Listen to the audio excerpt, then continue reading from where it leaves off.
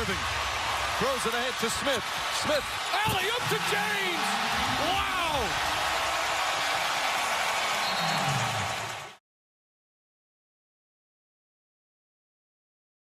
Ladies and gentlemen, the wait is finally over. We finally got our hands on NBA 2K20, and we didn't have early access like all these other YouTubers, but we finally got the game. We were on it last night. Now, in this video, I got my build for you guys. I got my first park game, and I got a few other things. So I was gonna split it up into multiple videos, but I decided let me just throw it all in one, so you don't have to go. You don't have to click on multiple things. But it's gonna be a little bit of a longer video, so hopefully you guys stick around for the whole thing. Make sure you drop a like, subscribe if you guys are new, and let's get into this first NBA 2K20 video. Alright, so the build I decided to go with was a LeBron James type build. A build that can handle the ball, finish around the basket, but also still be able to shoot the ball, a respectable amount. Now, this is similar to the build I posted in the demo, but I did make a few tweaks to it to make it kind of fit my liking more. And honestly, I feel like it is closer to LeBron. After I got to play the game a little bit, in the demo against the computer, I was able to, figure out some things, and I tweaked the build a little bit. Now, if you go shooting guard, you can make him 6'7" shooting guard, and you'll get, I think, 2 more finishing badges. But for my liking, I like the small forward better for this build, so I went with the small forward. Now, Ronnie promised us that we would get new pie charts when the full game dropped, and, well, he lied. So all the pie charts are the same for those of you that haven't played the game yet. So we're going with the playmaking and finishing primary. Same thing with the physicals. They're all the same. There's no new ones. And, yeah, we're going with the balance. So now here's where things start to change for my LeBron build. Now, I'm going to max out all the finishing except for post hook. Post hook, I'm only going to upgrade it to the point once I get 22 badges. I'm not going to go any higher. I'm gonna save my attributes. Now, shooting, everything's got to get maxed out because those shooting badges, we got to get as many as possible on this build if we want to be able to shoot. You see people, listen, people without quick draw this year, they are not going to be able to shoot at all. So you need to have more than, just 1 or 2 shooting badges. This build gets 13. Now we're going to max out all the playmaking because, LeBron, we're going to need that quick first step, stop and go, dimer, all that stuff that, LeBron has. Now we're going to try to just save a few attributes there, but we really can't, not in the playmaking category. Defense, interior defense, perimeter defense, lateral quickness, all gets maxed out. We have 2 points left. You could put it on whatever you want, but it's really not gonna, it's not gonna give you any more badges no matter where you put it. So it's really up to you. I don't think it's really gonna make a difference. I just threw it on steel. Now, it's either defined or built. I'm gonna go with the built just so his shoulders are wider and, he just looks brolic as hell. With the height, I would love to have gone 6'8", but guys, it just kills your ball handling and it's just too much. So I decided I'm going 6'7". Obviously, LeBron is 6'8", but you still look big as a 6'7" player in the park. Trust me when you see this gameplay. Now for the weight, as you guys can see, I'm putting it up a little bit because I want the strength and whatnot to go up. Last but not least, we got the wingspan. Now, I would have maxed it out, but it dropped my three-pointer down to a 59. So we're going to go 1 tick below max just so I have that 63 ball and that 70 mid-range. I just feel like those every 10 increments, they kind of make a big difference. So instead of having a 59, I'll have a 60. Instead of having a 69 mid-range, I'll have a 70. So 1 tick below max wingspan, which that's still a great wingspan. It's going to help you play defense, get shot contests, get rebounds, all that type of stuff. Now, for the takeover, post, playmaker, or slasher. I would love to go post just to be unique, but they took out, I'm sure post takeover is still good, but they took out those elbow animations like they said, so I just don't feel it's worth it. I'm going to go with the slasher takeover for this LeBron James build in NBA 2K20. And for those of you that always want to see the player comparison, here you go. We're a facilitating finisher, similar to the first comparison, the one and only LeBron James. Then we got James Worthy and Kevin Durant. That's a hell of a player comparison. This build is a lot of fun. Can't wait to show you guys it on the park, so let's get right into it. So a lot about the player upgrading system has changed. This is the screen where you're going to upgrade your attributes and whatnot. Now, as you can see, as you put attributes up, your overall goes up, and as your overall goes up, your physicals down below go up, like your speed, your acceleration, strength, vertical, stamina, all that type of stuff. As you upgrade stuff, those start to rise as well. Now, for those to get even higher, you actually have to go to the Gatorade facility and do drills. Now, I'm not sure exactly how it all works, but I do know there's a ton of different things you have to do to get your player upgraded and to get your badges this year. It is not easy. It is a grind and a half. In this gameplay I'm about to show you right now, I have no badges. No badges on my player, okay? So the first thing you might notice is the park is basically exactly the same, and a lot of people are really upset about it. To me, it's not that big of a deal, if I'm being honest with you. As long as the gameplay is good, I'll be happy with the game. But it can get kind of stale to look at, I'm not gonna lie. But hopefully throughout the year with all the events and stuff, we'll start to see changes to the park and the appearance. But anyways, as you can see, the pre-game screen, it looks really nice. The cinematics, you know, you and your teammate walking out, kind of, you know, whatever, dapping each other up, pounding your chest, whatever you're doing, clapping it up. Now I'm sure as you start to buy you know, pre-game intros and stuff, it's gonna look even better. But as you can see, I do average 16 points per game, but that's because this is my second game on the park. My first game on the park I won, but it was against a computer, so I really didn't want to show you guys that. You guys have seen enough gameplay against computers from the demo from me, so I decided to just not even show that. It was against a computer, so I just ran basically and got dunks the whole game. But this game is actually against two different people. As you can see, everyone's basically a rookie 1 or rookie 2 for the most part. Some people have been grinding like crazy, but most people are in the, you know, either rookie 1 or rookie 2. Now, as you can see, you're inbounding from half court, so it should eliminate a lot of the inbounds cheese. I think I still notice that there's one thing people are doing that kind of is cheesy, but for the most part, I think it's a good idea that we're inbounding at half court. Now, from the gameplay, I'm sure you guys have seen maybe Ticino's stream or other people's stream or gameplay. Listen, it does seem kind of slow, I'm not gonna lie. Now, we got to keep it in perspective. Think about it. You have no like Frank has no badges, my teammate. I have no badges. We're basically a shell of what our players actually can do. So you know, don't be a full judge, but overall, I do feel like the gameplay is slower this year. Another thing I noticed, and this is kind of true for every year, but especially this year, shooting is almost impossible without quick draw, okay? Because nobody has the jump shot creator yet, so everyone has slow jump shots on, and not only slow jump shots, I don't know if you guys can see when Frank's shooting right here. He actually shoots really bad this game. All right, give him a break. Trust me, when you get on the game, you're going to see for yourself. There's like a gather before the gather for the shot. There's like double gathers. Like your dude kind of like takes a little, like a few like choppy steps, and then he gathers for the shot, and then he finally shoots it. If you put on quick draw, that's how you kind of eliminate the, you know, the double gather for the shot. I don't even really know how to explain it, but I hope it makes sense. Basically, quick draw, if you want to shoot from the perimeter, is an absolute must this year. Otherwise, your jump shot is going to be way too slow. All right.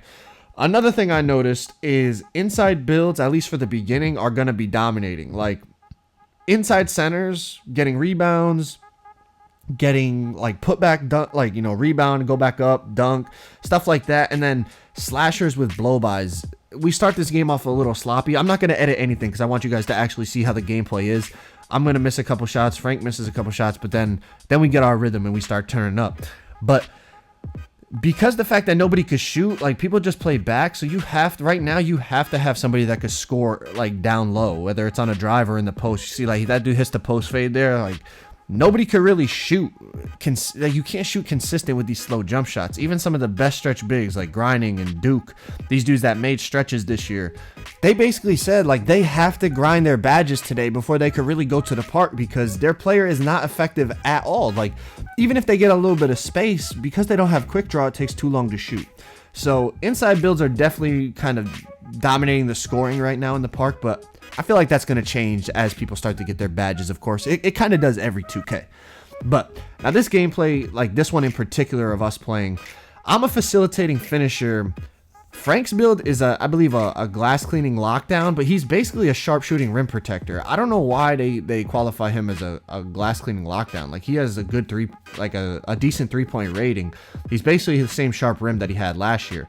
But in this game, listen, it's not going to be the cleanest gameplay. You got to realize it's literally our second game on the park. First game against actual people. The first game somebody quit out, like I said. But first game against actual people, and with no badges, it's not going to be clean. As you guys can see, you know, we're getting decent shots, but we just can't make them.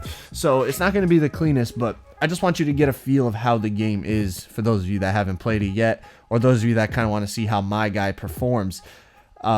As this goes on, you're going to see that I start to get blow-bys like crazy, and I know people who went to community day talked to the devs and whatnot about this. I don't know. They talked about how they were gonna nerf it and tone it down. If they did nerf it and it's still like this, I mean, I can only imagine when my build has Hall of Fame quick first step, Hall of Fame stop and go, you know, ankle breaker, that type of stuff that's going to be able to like freeze my opponent, and then I'm going to be able to continue to run through them. Like, you're going to see I start rim running in this game and like just getting blow by animations like crazy. So I don't know if they're going to fix that, but I think it definitely, it might need to be addressed before people really start to abuse it. Now, you're going to see me right here. I'm going to go into the post because my dude's actually pretty good in the post, which I feel like is indicative of LeBron. Like, especially with a smaller player, LeBron will go into the post and post them up. But check this out, man. There is still the post speed boost. You guys see what I just did right there? I'm going to do it one more time right here. Look at the speed boost from the post is still in the game.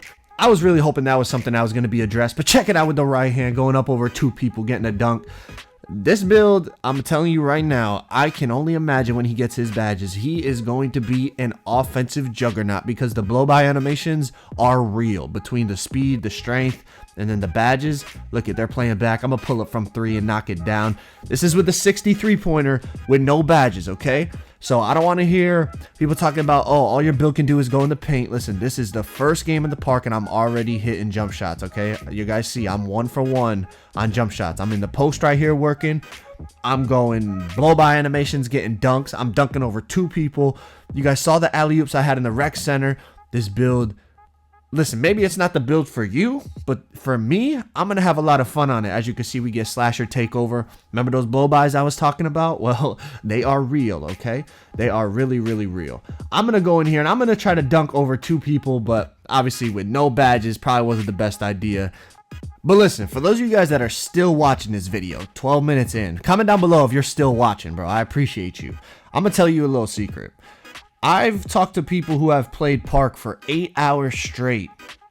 Like, they got the game, played Park for 8 hours straight. They said they didn't get a single bronze badge in 8 hours in the park. Now, I've talked to people that have played less time but have played career and they have multiple badges. So I think the best way to get your badge upgrades is in career playing on Hall of Fame difficulty. The way the badges work this year is you don't grind the individual badge. Like, if you want, you know, contact finisher, you don't have to do, you know, whatever, like contact dunks and layups. You just have to do any type of driving action. Like, if you drive in and get an open dunk, if you drive in and get a contact dunk, if you drive in and get a layup, a contact layup, anything like that is going to give you points towards driving badge upgrades, okay? It's going to go to that category no matter what it is. And then you can use, once you unlock, you know, an upgrade, you can use that upgrade on any badge. So it's not like, you know, for acrobat you have to be doing certain types of layups over and over again. No, any type of drive is going to help you towards those driving badges. Same thing with shooting badges. If you want range extender, doesn't mean you have to shoot limitless. You just have to shoot the ball. The more you shoot the ball, the more points you'll earn towards shooting badge upgrades. And then obviously once you have enough, then you can upgrade any shooting badge you want. Okay, so for me, I played this game on the park, then we went to the rec, we played a game. In rec, I got a good amount of badge upgrades too, I'm not gonna lie. Well, not badge upgrades, I mean the points towards the badge upgrades. I got a good amount in there, but I don't know if that'll be good for everyone because it depends like how much you're getting the ball and stuff. Like, when I play rec, I'm not gonna lie, my teammates feed me all day, so it really helps me out. But if you don't have people willing to do that, then you're probably better off playing career to get your badges. All right, like I said, people have played Park for 8 hours straight and they don't have a single bronze badge. That's crazy to me. 2K might make it easier to get your badges, but hey, we'll see. So we're gonna wrap this game up here. Look, it's 13-8. We're finally, like, this is where we finally start to kind of get a rhythm a little bit. You see, like, he's really just playing back. So like I said, I'm gonna pull up mid-range. It's a 70 mid-range, no badges, and we make that. We're 2 for 2 on jump shots in this game, okay? 2 for 2 on jump shots. So for me, I feel like my build could shoot even with a 63-pointer and a 70 mid-range, which I don't know if that's good or bad because lockdowns might be going crazy again, but hey, we'll see. Again, he's playing back. I'm gonna go to the Euro step and get the green. Again, like, I don't mean to keep repeating myself, but this is no badges, okay? This is no badges. Just wait. I promise you. Once I get them, I'm gonna show you guys this build, and I promise you're gonna be a demigod. This dude's right on my back. I'm tired. I make the layup. That's 19-8. And we could wrap this game up. So listen, I need you to comment right now. Is NBA 2K20 so far a W or an L? How do you guys like it? We dropped 21 that game. Is it a W or an L? I've heard mixed reviews. Twitter's going crazy right now. A lot of people complaining. A lot of people saying they like it. For me, I'm undecided. But overall, it's something new. It feels fun. And it's something to grind because the park rep is definitely a huge W. Trying to grind to legend is going to be tough. But listen. As you can see here, this is the post-game screen where you get, you know, your attribute upgrades and your badge points earned towards your badge upgrades. So, I mean, for me, I'm enjoying it. Let's see how it goes this year, man. NBA 2K20. Hopefully you guys enjoyed the video. Subscribe if you guys are new. I'm out. Peace.